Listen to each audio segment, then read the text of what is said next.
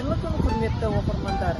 Абай Құнанбаевтың 180 жылдығына орай өткізіліп жатқан адамзаттың Абай атты ашық аспан астындағы шарамызға қош келдіңіздер.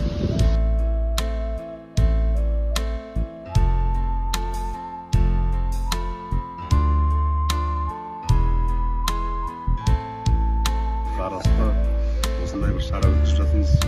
Абай атамыздың 45 қара сөзі оншақты өлең шығарған.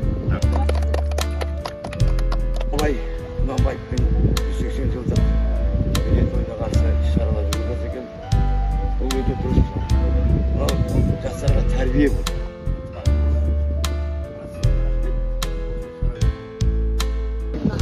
175 жылдығына шығарған орысша, қазақша, ағылшын тілде 3 тілде осындай кітаптары бар. Келіп алып Ақырын жүріп анықпас, еңбегін кетпес далаға, ұстаздық қылған жалықпас, үйретуден балаға.